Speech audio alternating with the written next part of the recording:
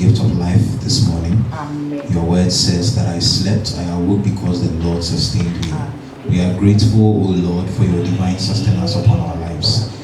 We pray, lifting this activity into your hands, O Lord, we ask that you give us the strength, the grace, the wisdom to do it effectively and efficiently, that at the end of the day, your name alone will be glorified. Thank you, Father, for hearing us and answering our prayer. In Jesus' name we pray, faith and thanksgiving. Amen. Amen. Yes, so we are grateful to Stop to You Partnership Geneva.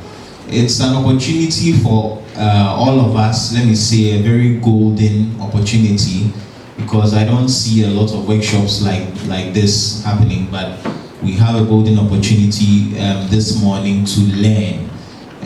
I know many of us here are already gurus in fundraising, resource mobilization, and all that, but you know, my mentor, Bishop Oyedepo, will always tell you that learning is a lifelong experience. The purpose is to see how we can give some very important information that can allure into somebody picking up some signals that could likely end up giving you some resources at your level. And so it's about capacity building for community NGOs. If you could remember, David Rice said that there will be grant. Now that we have the letter of approval of our grant, there is going to be grant making. So it's a process. So all those processes, so the grant country dialogue starts before the concept note and it goes through the grant negotiation process and even through implementation. So with the GC7, somebody will ask, what has changed? So what is grant negotiation? The grant negotiation. 1 minute. Okay, so Chairman, talk about it. So Chairman, talk about it. Are approved.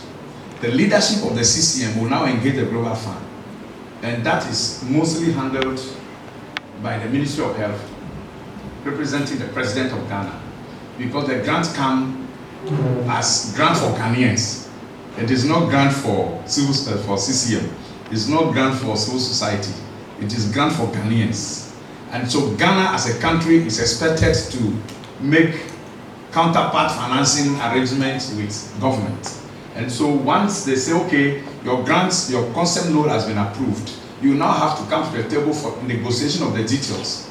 So for example, Ghana, we have failed to comply with, fulfill all our counterpart financing arrangements. As at the time we were presenting the concept note to Ghana, to the Global Fund, we were owing to the tune of about $30 million plus. Now what it means is that if the $30 million plus is not paid, which is part of the grant negotiated for the GC6, NFM3, if at the time of negotiation, let's say next week, next 2 weeks, Ghana has still not paid that 30 million, then Global Fund will now sit with government and say, okay, you were supposed to pay 30 million to your ABCD. You didn't do it. Now the impact of that is that we are going to reduce your grant by 30 million. So your refusal to do your part reduces your basket. Agree? Okay, we agree. Can we proceed? Yes, we proceed. Then let's go to the next step. Then they keep agreeing on the variables. Now that you have failed that one, this is a new arrangement. If you fail again, this is going to be the punishment. Do you agree? Yes, I agree. So then they begin to negotiate point by point by point until that is settled. When it is settled, then it is brought down to the technical men, where some of us will be part of the table to now begin to talk about, okay, if you go to TB, so finally how much is TB taking? Because 30 million has been reduced. So our grant, which is 18 million, can reduce to anything. HIV can reduce anything because of the 30 million.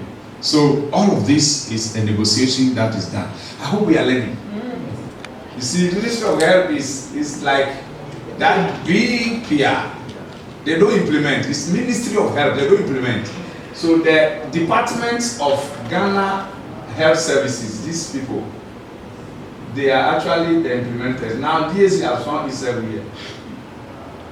So DAC has been added to the implementers and the Ministry of Health. Does that make sense? Sure. Then you have NACP working with civil society SR, handling mentor mother program. Then you have the CSO2 SR, talking about adolescent girls, young women. And then you have, what's this? SR3, doing other vulnerable groups. So this is where you find Garnet, you find any other person that might have capacity to work with NACP as SR. If we don't, at our personal levels, severally increase our capacity in all forms and shapes intentionally, the numbers will be reduced. So you will hear Kezia will tell you that I have worked with 100 districts, but he worked with 20 NGOs. I hope you are getting it. So KKC has been able to establish some good office, meaning systems are working, meaning staff are working, meaning they are being responsive, meaning they understand what to do and report. So we've given them 10 districts. Are you getting it? We've given one NGO 10 districts. Instead of 10 NGOs, one NGO is handling because of capacity. Having said this, these things are driven by data. There can be data that, you see, when you take HIV TB, there are 5 district regions in Ghana that produces all the numbers. And strategically, Global Fund will tell you, if Greater Accra, for example, is producing you 100 TB cases every day, and Northern region is producing 2, bring all the money to Greater Accra. Because all we need is increase your numbers of people. So if somehow a strategy or a geographical area is producing the number to reach the target, they are all human beings, they are Ghanaians. Push all the money there, get them and put them on treatment and we are sorted. Because they could also be saying that, look, there's an exodus of the data. Maybe all the people who need to have TB in the north have actually moved to Accra. Because Accra is the hub of Ghana. So if you are pushing all the money there, you are indeed finding them.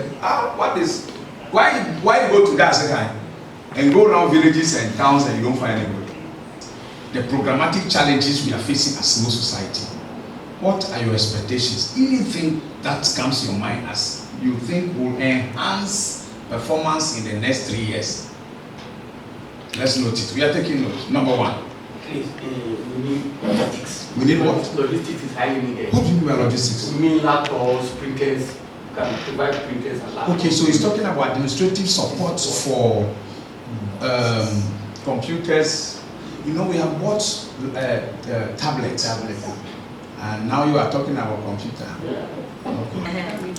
I think the first one is about the capacity building, like how was mentioned. and then the second one is we the IPs. Okay, wait. So what Isaac said has to do with governance and systems. Okay. What you wanted to say is what? Yes, IPs. We the IPs. We have to change our attitude. The same. So the governance stepping down to the local level. See, I want to differentiate. Isaac That is already settled. Isaac is mentioning governance. In that case, you are talking about governance documents and all of that. That's at network level and at NGO level. That is settled. Is it what you want to say? Is it different from that? You see, when you go to the grant making process, you cannot duplicate anything.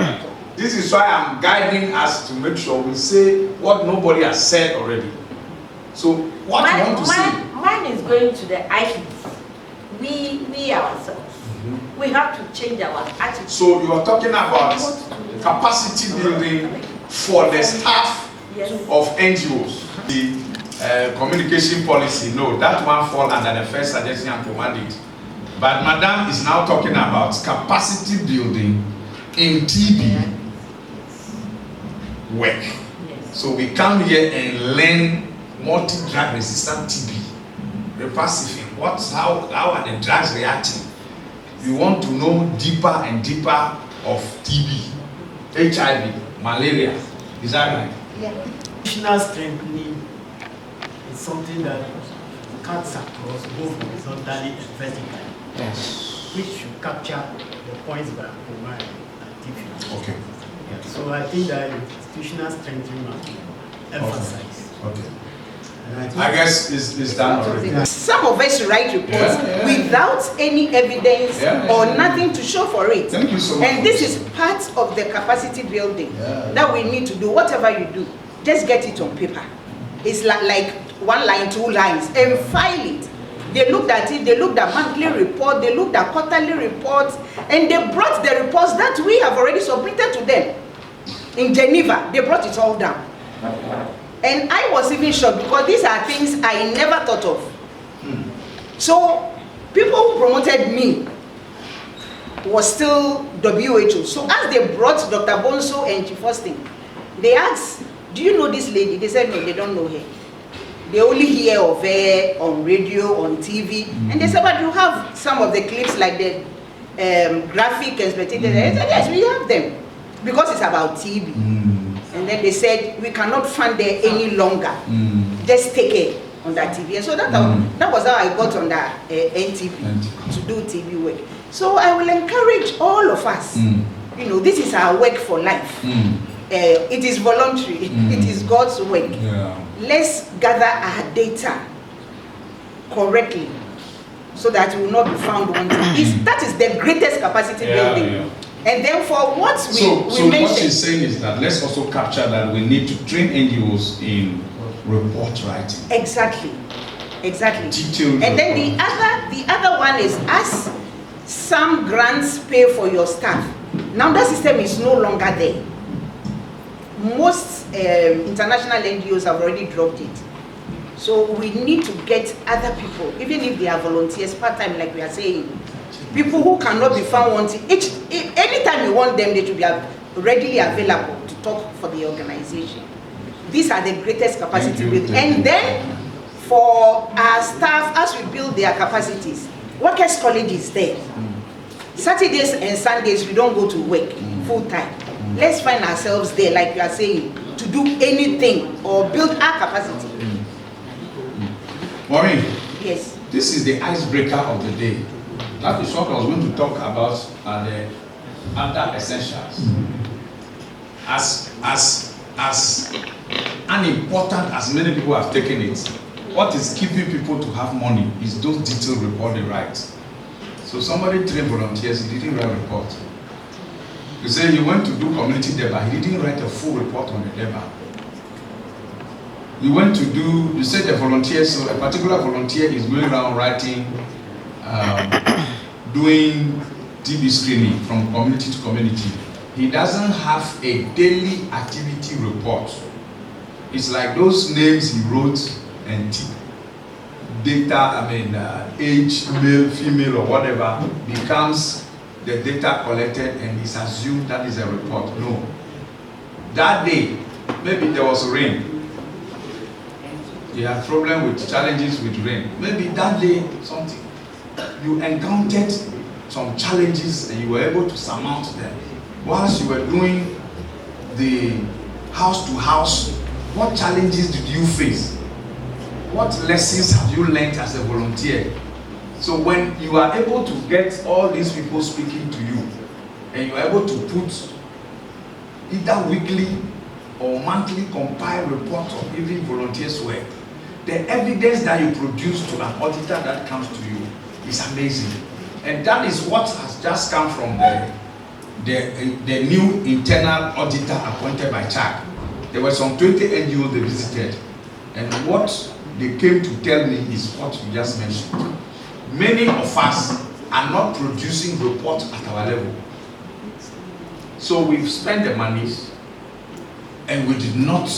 You went on radio to do radio program. Where is the report? Anything you did, you should just produce report. And that is what has given us the opportunity to sail at the global level. In fact, anything I went to meet the country director of USAID, there was a full report on it. When we sent it to Geneva, they didn't believe it. They said, these guys are too detailed. Interestingly, when Geneva was planning to train executive directors and secretaries in report writing, they didn't select Ghana because they said we don't have problem with report writing. That is how Emmanuel couldn't get the opportunity to travel out. Because they said we. And let me tell you this. You see the challenge facility. Formerly, there was no reporting format. When it got to round 4 that I won, because at the time I had done project management professional certification, so I became more careful in doing things. The system that I used to do the detailed activity reporting became the template they use when they call for round 5. It is only me that knew that this is what I used. Now, the same way when we were doing the grants with Stop Tea Partnership Geneva, the platform grant, Erica, they didn't give us any reporting format. So I developed a reporting format and give it to Emmanuel to follow because they didn't give us any template. So it's like use your own organizational system to report to them. So the templates I designed and gave it to Emmanuel to use to report was the adopted templates for the next cycle. And it will interest you to know, out of 33, we were only 3 countries that moved to the next level. I don't know if someone is getting it. And it is purely detailed report submission. So we write a small report. The Facebook publication we did, we copy the link and bring it. There is a big report. We do a summary of just 10 lines. And Emmanuel has said, put them in Google Drive and collect the link and paste it there. So when they go reading the report, maybe the pictures of this program, we will not put any one picture in that report. But these pictures are loaded on Facebook. They are loaded in Google Drive. They are loaded in YouTube. Like what this man is doing here, he's capturing us much more.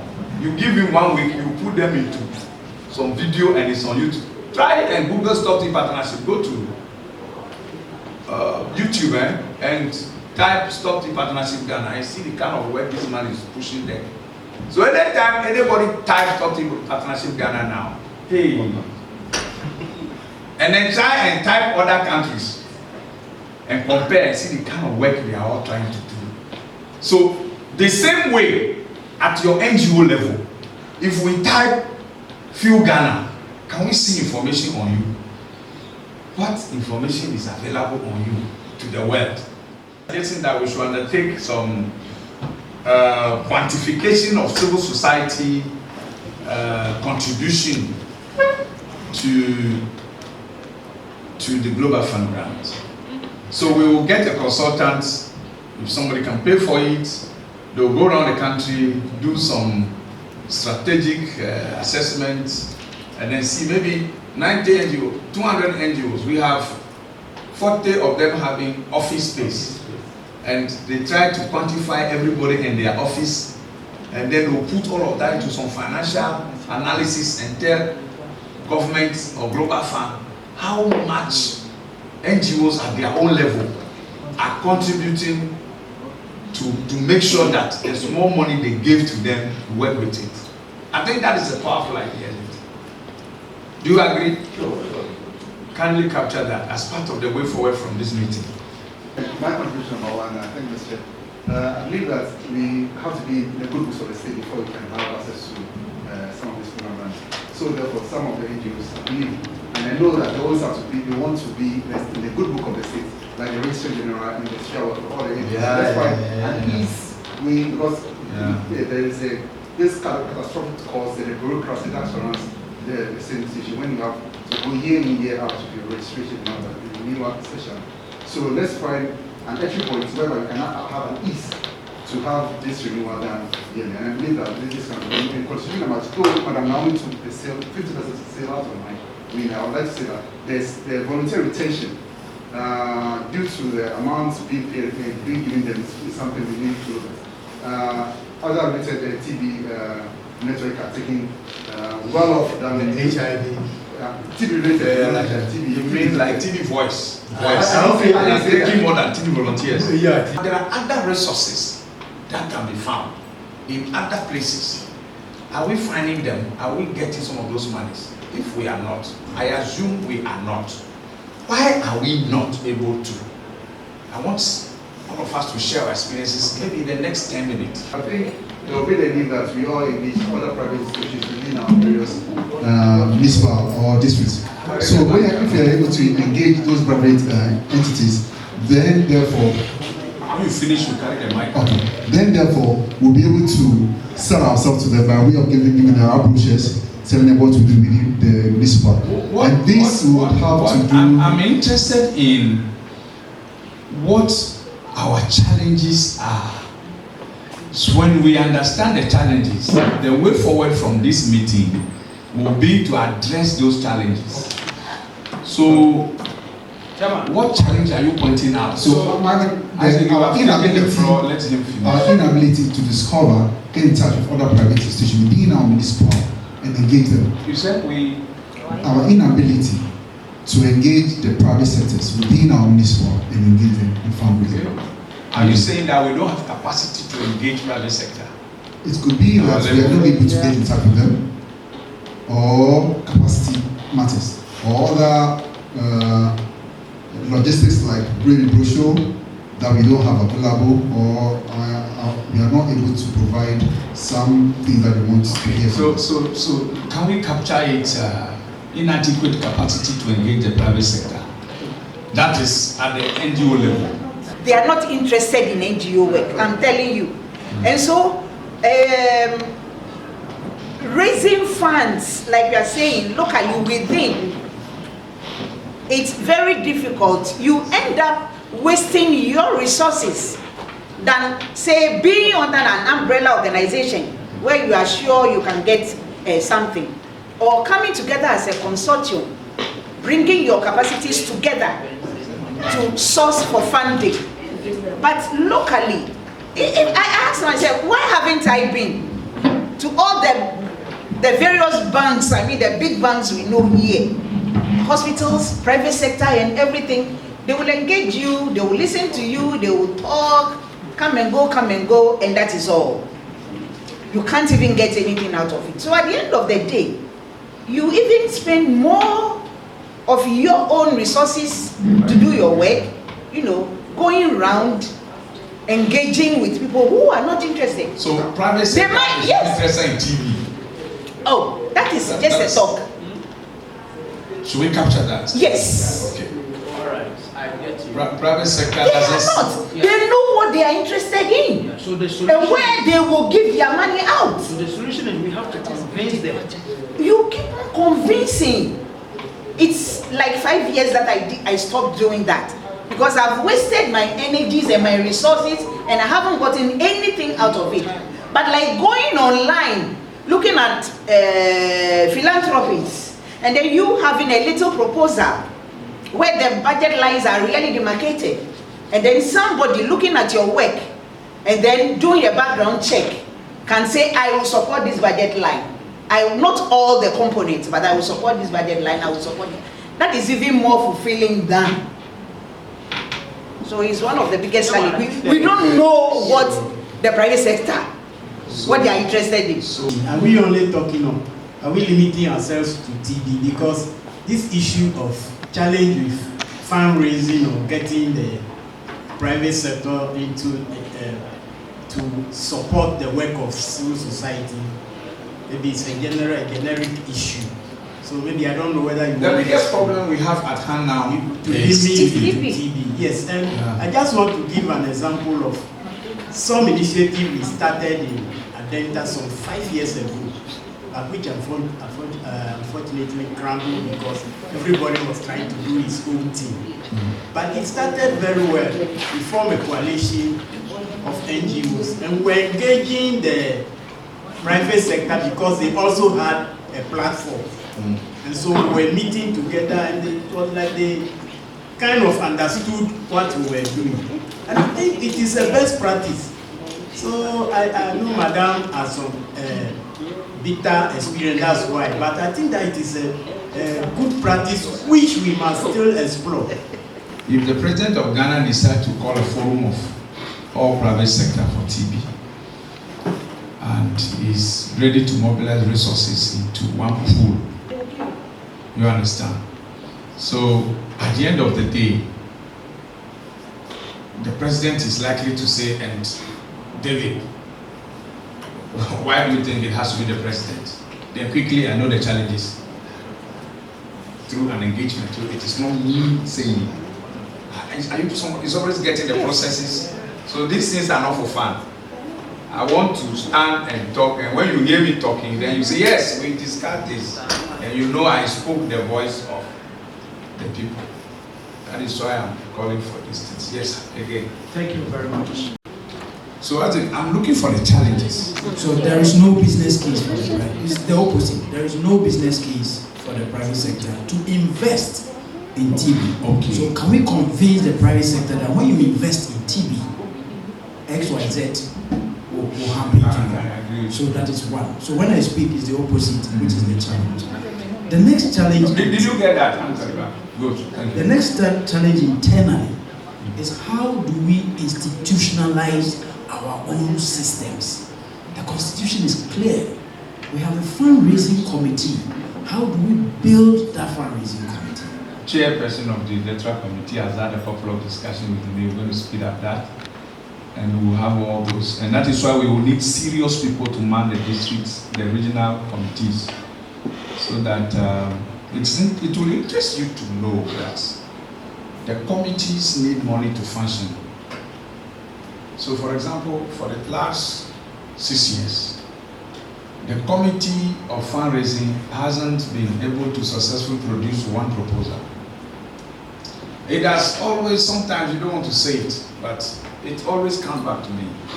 And maybe the reason why some of these things are happening is because I have my personal commitment to leave out my NGO, okay, and build these things for the purpose of the partnership. We were told Ghana was one of the countries that were discussed. They said monies that go into health, it's something scanty, very little, and they don't even understand. So it means we don't place, priority on health. It is only when they get serious issues and they go, that is where they will know they haven't been responsible of their health from some years back. So this is something we need people to understand. When we're doing TV at Mayura Gawes there and all the culture conference, they told me plainly that if you get that cough that they are talking about, then it's your what do you call it? Your rival. Your rival that is doing it. The meat. So you go and they have big chains of iron on their necks. So when you have it, that is for protection. For spiritual protection. Yes. So we need to change our Let's attitude give Mommy a towards hand them. of applause. Thank you, Chairman, and for the opportunity. And I will share some few comments with you when it comes to social media engagement. Social media has become very, very powerful tools, and especially the 21st century. And if you know how to use it very well, it gives you visibility and also puts you ahead of other people. It will interest you to know that over 1.5 billion active users are always online. In Africa, our social media engagement due to COVID has increased. Let me say that COVID, in fact, was a very big challenge for us, but it also put us ahead of where we were in terms of social media connection or online community. The emergence of social COVID-19 poses us, even though we're not comfortable, especially certain age group in Ghana and Africa, we're not comfortable in using Zoom, in using any online platform. But because of COVID, people have gotten accustomed to it, people have started using it, and people have started seeing the importance of connecting virtually. So this afternoon, I will share with you a few strategies. Before you start on any social media platform, there are very critical questions you need to ask yourself, because you don't just set up on a voyage, you don't know your reasons, your aim, your goals. You need to know your objectives. What are your objectives? Before you even set out, I want to set up a social media platform or engagement, first of all, you need to ask yourself, what is the aim? What do you seek to achieve? What are your goals? So these questions will now lead you to which social media platform you are going to use, because there are more than 100 social media platforms available there. Your aim, your goal, your objective will now help you choose which platform you are going to use and how you are going to use those platforms effectively. And you have to also ask yourself, where do you stand? Before you've identified your goal, your aim, why you want to be on social media, you want to use that social media, be it for fundraising, for publicity of your work or your activity. First, you have to ask yourself, where do you stand at the moment? Like currently, where do you stand in terms of social media? Which resources are available to you? What tools do you have? What you don't have? So if you know your present moment or situation, then you can be able to forecast and build on whatever available tools you have. So where do you stand? So you need to ask yourself the question that, who are you trying to engage and why? Who are you trying to engage and why are you engaging these people? So the answers to these questions will let you generate an awareness and then a specific cause of the event and how you try to reach those people. And you need to also ask yourself, what tools are at your disposal? Because you need to know that social media is a tool. So you need to ask yourself, what tools are at your disposal depending on the country that you are. Twitter may be very effective in Ghana, but when you go to other countries, it's not effective. Facebook might be very effective, but when you go to other countries, so you ask yourself, what tools are at your disposal, taking your context or your country into consideration. Maybe you may say Facebook is at your disposal, Twitter, Instagram, TikTok, which is also a very powerful tool currently for video engagement. So if you know these tools that are at your disposal, then you now ask yourself how you're going to use those tools and how you use them to engage your audience. And you need to know there are certain content that are very engaging in when you are using social media. It's not every content that are engaging. I'm going to share some 3 contents that are more engaging in social media and how to engage your audience. Graphics. Graphics generally have been agreed that people engage with graphics more than text. You know, Ghana, we say we feel lazy to read, and it's not only in Ghana, it's in Africa. You can't write about 4 pages on social media, and you see somebody having time to read all these 4 pages. They will never. I bet you will not even read the first 3 lines. But if it is in form of graphics, the person will probably look at the pictures, look at what you have written on the pictures, what is the pictures talking about. So graphic content is very, very engaging, and people tend to be more engaging with graphic content than writing plenty books and notes. And the next thing is video, short videos. A very, let's say 1 minute to hide from 30 seconds to 1 minute video, summarizing whatever you want to communicate out there is very, very important and engaging than you doing about 1 hour video. Even currently, nobody has time to watch 1 hour stuff if it's not interesting, it's not fun thing. So trying to put humor into videos, whether caricature, that's cartoons, or something very small within 30 seconds to 1 minute, is also engaging and appealing to audience. The next thing is audio visuals. Having small audio, WhatsApp has made it very easy. You can record some audio to people. Having audio visual, content is also engaging, but it shouldn't be long enough that people will listen and be boring. Whatever you have to communicate or put out there, you should be able to summarize it into a very small time frame for people to be able to listen to.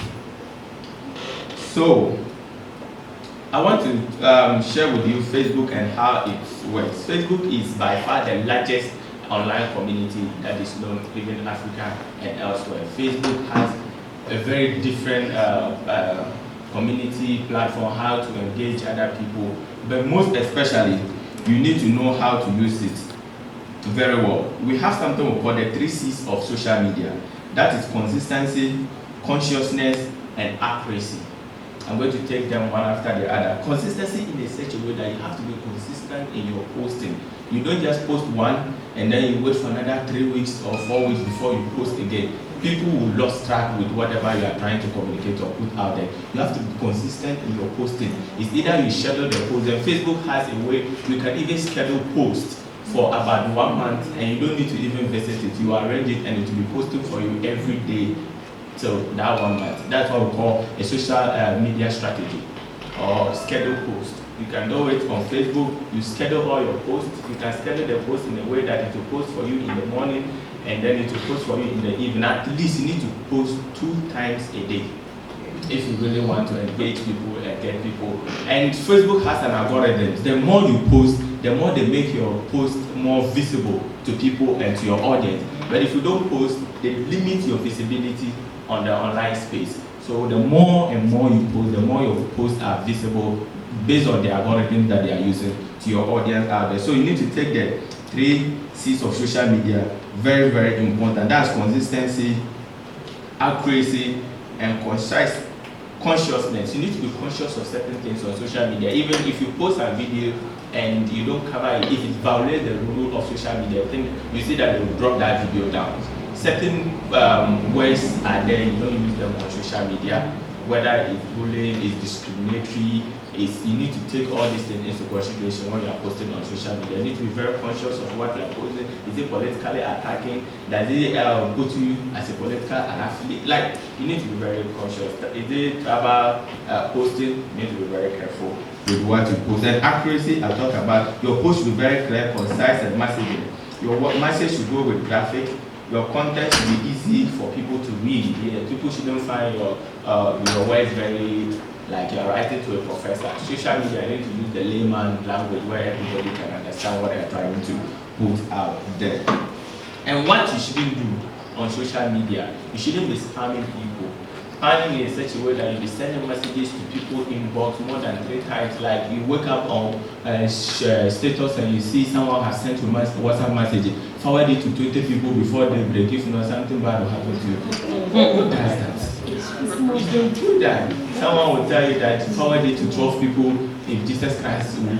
No, you don't go about putting posts like that. You put people in a situation where they don't like you, stand there and it's annoying and it's boring. People might end up blocking you.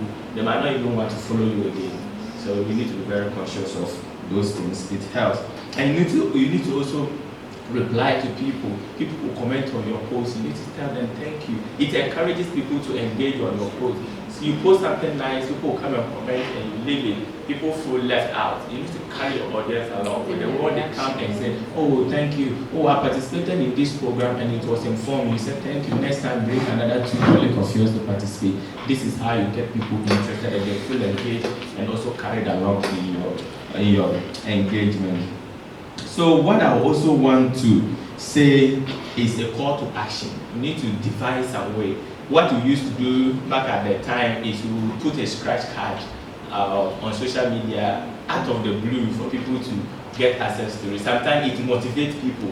You come out with some creative way of getting your audience. Always, it's not all your audience giving you. You need to also give back. Show them that you appreciate them. You can send an airtime. You can tell them that, okay, the person who posts something and you have 3 likes or 4 likes, we are going to reward them. You need to create something to incentivize them so that they feel they are also getting something back from following you.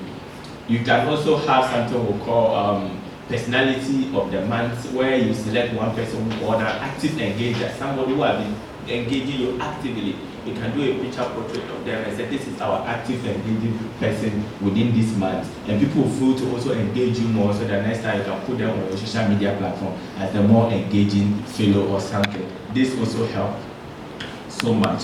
And I will end this by also putting this across that if you see Nepal, mostly I use Nepal as an example because Nepal is one of the countries where when it comes to CSO, that's our civil society space, they are doing very little, but they are getting more because of how conscious they are and the tools of social media. If you go to Facebook right now and you tap anything NGO, I bet you it will come from Nepal because they know how to market themselves. They know how to strategically position themselves. Global Fund will not come to the field here and see what is going on in the community. In fact, they don't have time to go. Even the people that they are appointed in their country sometimes don't even know what they are doing in the communities. But what you put online and tagging them, it is what they are going to judge. On social media is the eyes and ears of the donors. So the more you position yourself in this space and you brand yourself and you carry yourself, the more the donors are going to see you. Which people are relevant in your space? Who are your donors? Is it the USID? Is it the UNFPA, UN Women, the Stop TB Partnership Geneva?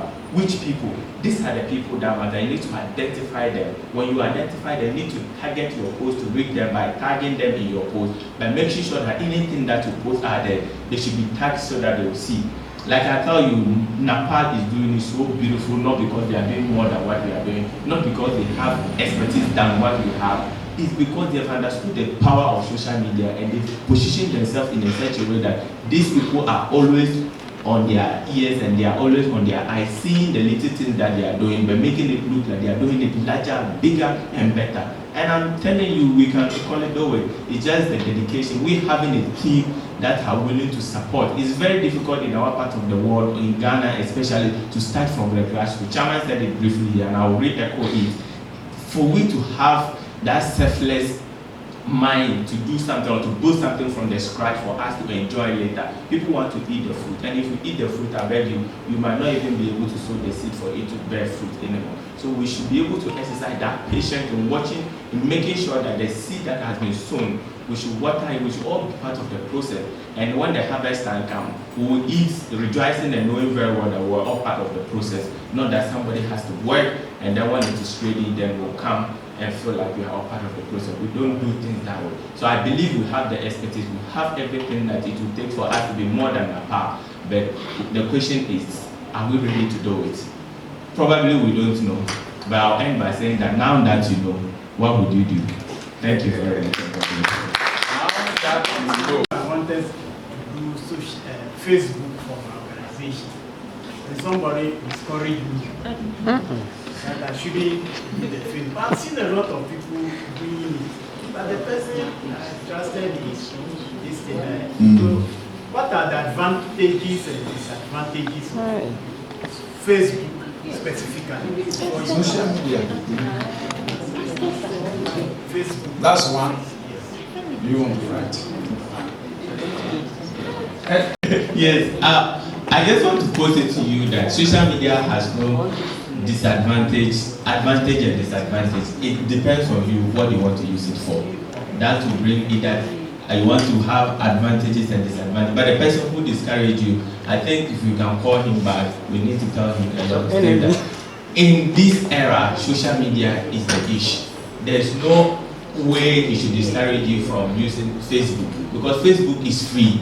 If you want to create a website now, currently if you want to create a website, there's a lot that is going to go into website in terms of monetary and financial stuff. But Facebook, once you have a data, you just create a page for the Facebook. Later in life, when you have the website, the money for the website, then you can embed it together. Whatever you post on your website will either reflect or share it on your Facebook, and already you are part of build your audience. Social media is the basis for you to build audience, to get people to follow you. When you get the Facebook page for your organization, you begin sharing it within your immediate family and friends and colleagues and tell them that they should follow and like. The more they follow and like, the more you are building your online community. So when you eventually have the money or the ability to afford a website, you wouldn't have to start from scratch already. By now you might have about 1,000 following. So in the future, if you have a website, you just combine it or embed the Facebook in the website, and whatever you post, go, and you are good to go. And if you ask me, I know of advantages and I don't know of disadvantages of Facebook. The only disadvantage is that you are connected globally, and if being connected globally will be disadvantage, and I think we all like such a disadvantage. Yes. Sometimes I post some pictures, then my godfather, spiritual godfather, some time back, hey David, people are monitoring you. Why are you posting that you attended that meeting? And then you go to training in international training, and they tell you, but for us, they have told us that we are the face of TBO. They are not interested, in fact, something partnership deliver like this. They are more interested in David Kwesi Afre's page I don't know if you are getting that. They say you are the one on TV, you are the one radio. So when they type you, everything you are doing should be reflecting TV. Because people may not just walk into your software partnership site easily. But because you are becoming a personality that is speaking, they will rather be interested in following you. So the same way, concerned health, people may be interested in concerned health when it becomes necessary. But when Isaac Ampoma is making waves, are you getting it? They like to follow you, the human being, rather than the organization. But my question has to do with the scheduled posting, of which I have skipped actually. So you bringing it forth has raised some concern with me. So with the scheduled posting, I would like to ask, is it only on Facebook or looking at other social media like Twitter and Instagram and LinkedIn, you know, do they also have that mechanism of scheduled posts? Because the scheduled post is going to help you. If there you have to go send this one next week, next month, next 2 months, so you schedule it out from what you say. That's the interpretation I have. The first question is if it's associated with other platforms. Social platforms. Yeah. And if not, is there a way you can link the your Facebook with other social media so that when you schedule posts on Facebook and then it releases or it gets posted, it does to run across the all social platforms? The third question is, can you run us through briefly the schedule posting? Thank you very much. Okay, thank you. Ask whether we can link the 3 social media together. And the question is yes. You can link your Twitter, the answer is yes, sorry. You can link your Twitter, Instagram account with your Facebook account. In fact, for me, for instance, I don't post on Twitter and Instagram. I'll post it on Facebook and it will automatically appear. Or I'll post it on Instagram and then it will appear on Twitter and Facebook page. That is what I do. I just link it. If you go to Instagram, you from your settings, you will see linked account. You pick your Facebook page and you link it and you add your Twitter account to it. Now you know. Very simple. Now you know. Go and find people who can help you sort it. This man knows how to do these things. I think Elon Musk did stop that leaking. Yeah. Currently the X. Yeah, changing Twitter to X. It stopped, but you can, what do you call it? You can use the Instagram and Facebook. Yeah. Mostly you can use the Instagram and Facebook. Twitter has become a professional character, and now the other disadvantage for linking Facebook and Twitter is that Twitter has limited characters. Twitter will not give you an opportunity to post links or post whatever you want to post. You need to be able to craft those messages and put it in about 133 words. So sometimes it's become very difficult for you to post on Facebook and it will appear on Twitter. It may appear, but it will appear there as a link. You have to open the link and be able to have access to the whole reading. So it's important if you link your Instagram and Facebook, which is still there, you can do it, because Instagram will give you the opportunity to still post like that, but Twitter wouldn't. So Twitter, whatever you have posted, you can summarize this into one image, just an image, and you put a caption there and use your hashtag, because Twitter moves with hashtags. If you don't know how to correctly use your hashtag, you can make the full benefit of Twitter. Yeah. So that you put your small words, you can put it into 3 or 2 sentences with your picture, with your hashtags, and you are good to go. But before an organization, a reputable organization, have to give you money, it will have to go through a process. Nobody will just get up and wake up and give you money because you are on social media, you are posting every day. That's why even before funding comes, you need to do contract signing, grant agreement. They have to verify your organization. What are you doing? Do you have the document? Do you really do the things that you set out to do? There are a lot of people who are receiving donations on social media that are not really having any organization.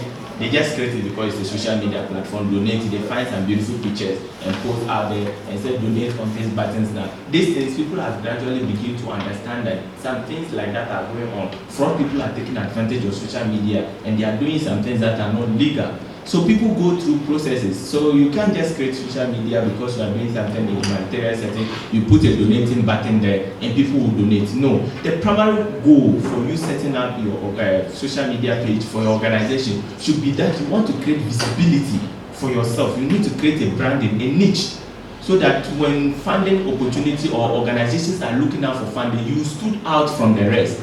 That should be your primary goal. Not people who donate $1 or $10 or $100 to you because they see your post on social media. No. A reputable organization who wants to donate $10,000, $500,000 to you will not donate it through social media. They have to contact you.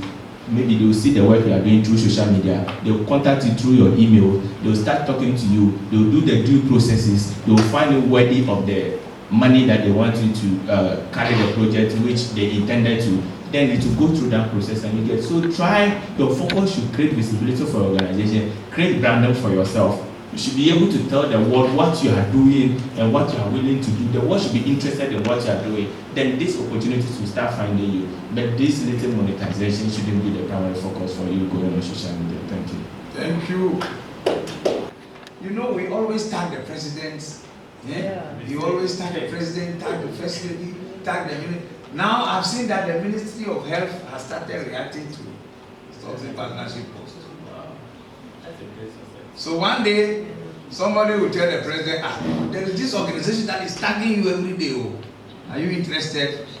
Yes. Aha. So I am believing that we can all work together.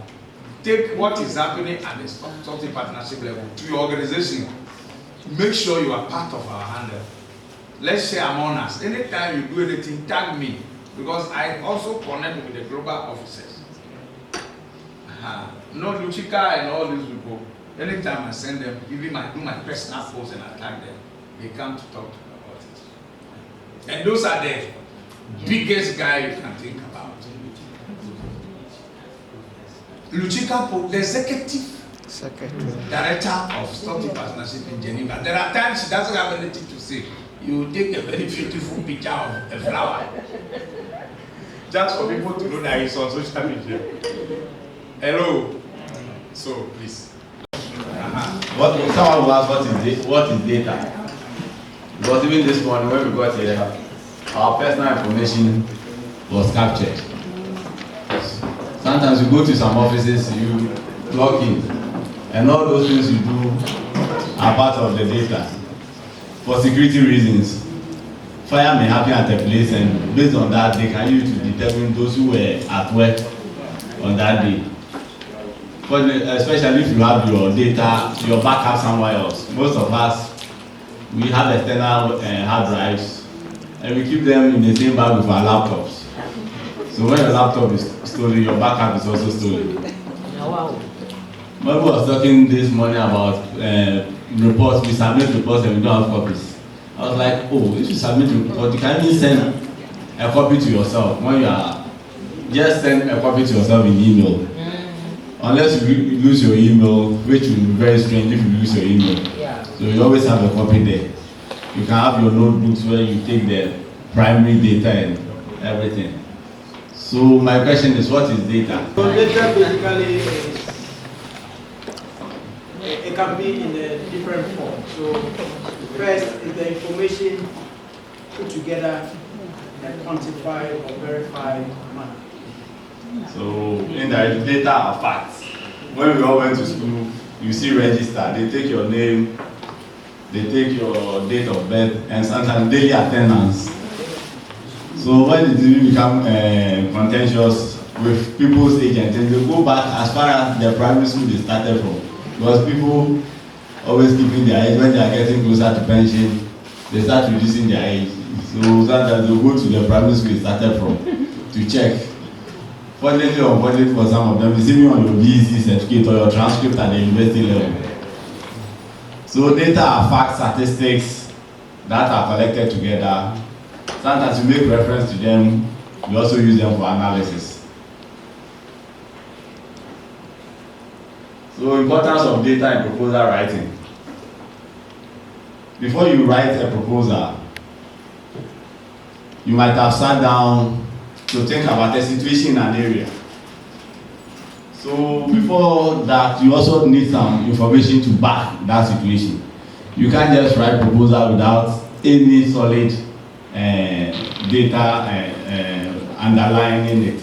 So before you undertake anything, you have to sit down, you contextualize the issue, and make sure you have data to back it. So my second thing is how data strengthening the credibility of your proposal. So understand the purpose of proposal. So when you are writing the proposal, identify the proposal goals and objectives. Most proposals, when they come with the goals, objectives, things you have to speak to. Make sure you don't go, you are not going to impress the person. The person knows what you want. So just stick to the template he has given you or the things he has asked you to write on. Then define the target audience and stakeholders. Who are you trying to reach with the services and your stakeholders in the work you are going to do? And all these things, you need the data. We are all stakeholders in the job we are doing. So I can't be doing TV job and be talking about school children or something. You just have to make sure you are in line. Then tailor data to meet the needs of the proposal. If you are dealing with TB clients, make sure your data, if your proposal is focused on TB clients, make sure your data is in line with what you are dealing with. Then we have data. Normally we have primary and secondary source of data. So the primary sources like the attendance sheet we signed today. So that's the primary source. Sometimes we may have secondary data like IBBSS, stigma study, other studies that have been carried out. You may get some data from it, and those are the secondary data. You may also conduct literature review of previous work that have been done to solidify your point, the point you are pushing. So using data to build a proposal, incorporating data in the problem statements and needs assessment. So we start our problem statement nicely, and please, let's make sure our data is current. Maybe at least in academia, within maximum 5 years, may be accepted. But if there's 2022 data, 2023, and 2021 data, 2020 data, well, you go back and put like 2015, or some people can even go as far back as 2010.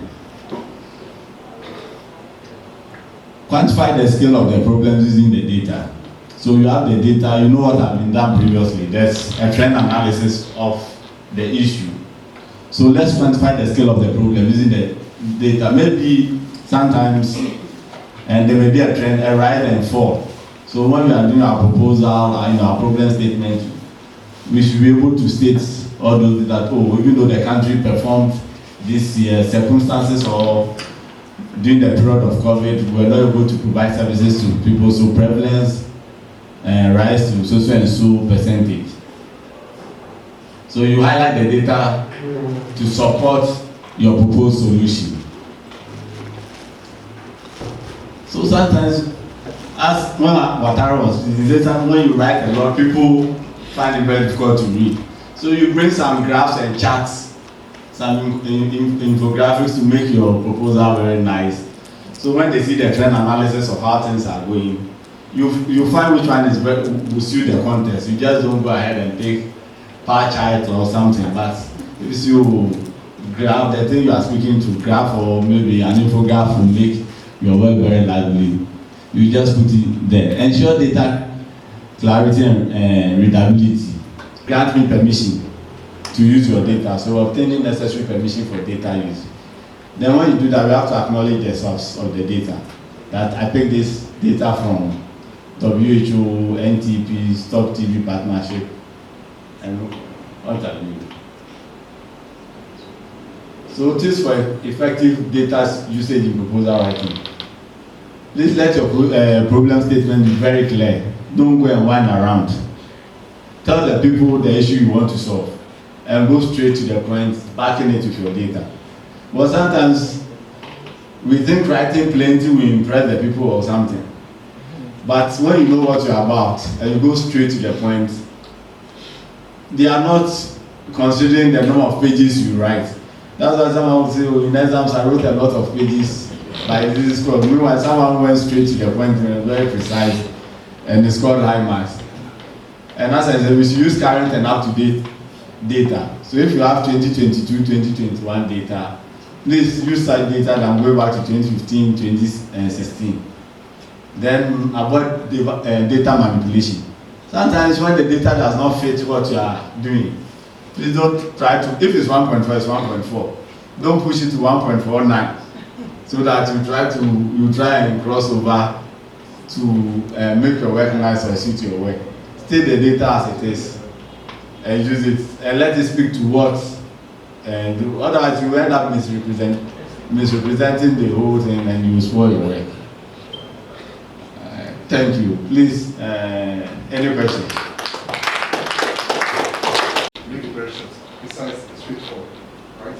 Okay, sometimes you are limited on the number of words you should write. So maybe 100 words or 150 words.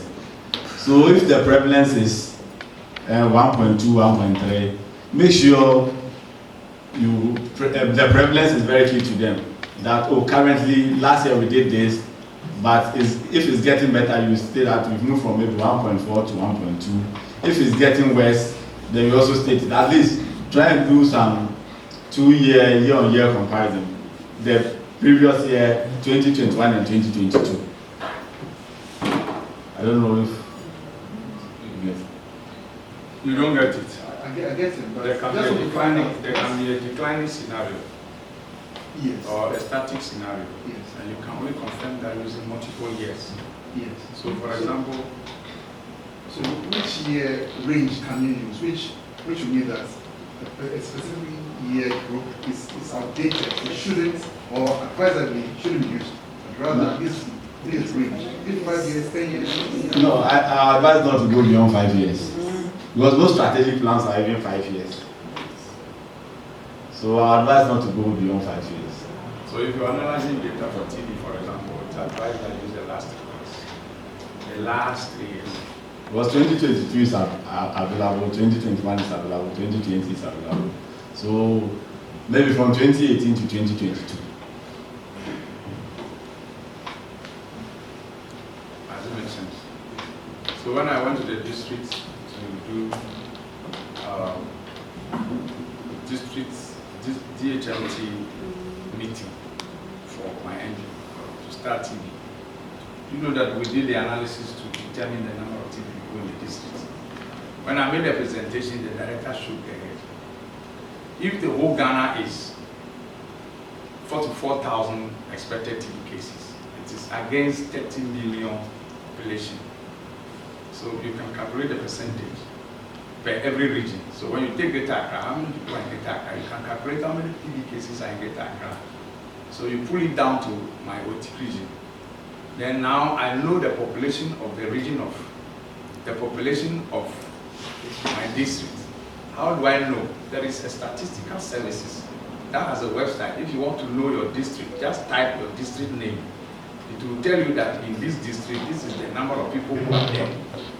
The census and it's clear. The census report is available. So we pull that out. We say, okay, so what is the percentage of the national? It brought down to that. And then we see that in every year, they are supposed to find at least 87 cases.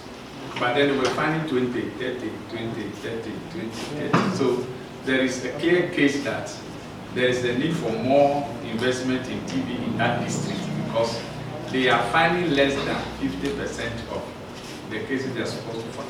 You use statistics. It's a matter of understanding what statistics is data. Statistics. How to manipulate, interpret it to suit you. Don't assume anything. and when we went there, that year, they have the data. So we asked, how many people have we found this year already? And we had it. Okay, by the statistics, it means this year we are left with this number to find. So you have made a case for them to understand. So there are a lot of the time that you don't have a choice than to prove with data, so that the person that is reading the proposal will have an understanding that you know exactly what you are talking about. And those are the things that we are going to be doing at the regional level. When our regional people take place, you should be able to give us your regional data. We don't need to consult WHO. When you are developing a proposal, you can decide to consult WHO because they have at least the last 3 years is on site. 2021 is there. Maybe 2022 is there now, I'm not sure. Yes, 2022 has entered there now, but 2023 is not there. So you can get to the 20 as well. You may want to do comparison of the 3. But you may not find that at the district level because the district data will not be at global office. Is somebody getting it? So if you want to do analysis based on some specific district, so that you submit a proposal specific to a district, you need to go for them. You need to quote the district data. Is somebody getting this? If NTP is presenting data for us, they try to present regional data. So if you want the district data, you go to the regional level. And if you go to the district itself, the data is there. The data officer, they will give it to you. So begin to fall in love. In fact, his presentation is to inspire you to begin to fall in love with data. I remember when we went to the parliament, the director general made a specific contribution on the statistics of survival, the survival rates of TB patients. And he said that 80%. Now we are 80% survival rate. So just as we're talking about proposal, if I have to present something based on that 80% proposal, how far back can I go to make referencing? Like, how far back can I go? Like 3 years, 2 years? Because he said we should not go far. Well, we have already mentioned that use 3 years. He said don't go beyond 5 years. And I also came and agreed with him that don't go beyond 3 years. So the survival rate, you looking at where we began, maybe survival was not that high. The rate at which people die was. So if you are building your foundation, to present a case, can you start from that level where people could die without any treatment? So the 80% even makes your case very good. So previously it might be 20 or 30, but based on interventions that have been put in place, you are now at 80%. So you are pushing and making a case that if I get more resources or more investment, yes, so I'll get to 100%. You're just pushing for CSOs because it wasn't like that maybe before. Because CSOs have come on board, we are able to enter people's houses, because the facilities, they are just there. They don't go. Because civil society has come up, it is helping the survival rate. That's why I'm saying that if I'm putting up a proposal of such, can I go back to where we had maybe... If it's a trend analysis and you realize that it kept improving over the last 5 years, so you can start from 2018, 2019, so you can say within a period of 4 or 5 years, or you can even stay the 2 years, your start point 2018 and 2022. We were at 20% in 2018, but based on the investment you plan, and the 80% is the return in the investment I was mentioning, that based on the investment CSOs have done in the community is going to be posted. So now we've moved from 20% to 80%. Thank you. You know the point I made in Parliament 2018 for Stop TV? We were given 0.6% of the global fund. The budget to NTP, when you calculate how much we were given, it was 0.6%. And I made a case to Parliament that our members were finding 6% of the total TB case with 0.6%. So they should just imagine an extrapolative result of giving us rather 6% of the funding and see how many cases we can bring on board as an additional case. So the convenience of the data is for you to use where the problem is to make your case, or where the good news is to make your case. So we are using, where we are now, we are using the good news. So we are talking about NGOs coming on board. And most of the time, they don't even respect the amount of cases we bring over. So when they do that, then I take them down to the impact analysis. So the last time we were online, if you see Director of Public Health was trying to tell civil society that looks like we are not finding the cases. And I also said, it is not convenient to say so. How much money did you give to civil society? How many cases did they find? If you can calculate and find the analysis, you realize that civil society has been performing more than you expected. It is because It's because you are looking at the bigger picture. We need to find 44,000. And the NGOs were giving 3,000, 5,000 Ghana cedis, 10,000 Ghana cedis. When you look at the amount of cases they brought and you divide it by the amount of money, how much is each NGO using to find one case? You can also do an analysis and see how much we are spending on screening one case. You understand? When you walk to one person and you screen and you write their names, at the end of the day, we at our level, Emmanuel is able to do that. He can put all the screening, the people, the numbers you have screened, and match it with the money you were giving, all of you together were giving. Then you calculate and tell you that Stop TB is screening one person at 1 city or 2 cities. And then when you take positive cases, then you'll be able to tell you that based on the total money we receive, this is how much we are spending eventually before finding one case. So then what is the global target? Are we spending too much to get one case, or we are rather spending less? Are you getting it? Then even though people are thinking that you are not performing, you now do an analysis that shows them that no, then we should put more money to these people rather, because then we will make a case for them to also look at. This is in fact what the next level we are going with Chark. So the monies that you are giving to Stop TB Partnership NGOs is how much? But TB Voice is how much? But Chark, you yourself, you pay money to some people, right? TB money. Yes. How many cases have they brought? How much did you give them? Let's do the analysis and see who is performing. Are you getting it? So we have left the stage where we talk. And then can you make an argument? We ask you, okay, if we don't have that data now, it's available, let's look for it, analyze it, and we'll see whether the NGOs are better or not. I hope somebody is getting it. Data is very key. Everything. That was the mistake when we started with LGB. That was the mistake, what you just said. Yeah. So, then, data was not driven way back 50 years ago. Data was not driving. Yeah. So these are the challenges we face. So what you said, that is the fact. The ones on treatment, the challenges you went through with each of them, how much money you tried supporting them with nutrition, and you have data on that well documented as a full report of your work on TB for that district. For example, there will be annual review meeting. Okay? And then you are invited, or you must go in. You are in fact, I've run around Ghana trying to present even. You remember the time I was going to voter, you even have to sieve out the voter data for me, because there was a lot of brouhaha over there, as if the cases were being stolen.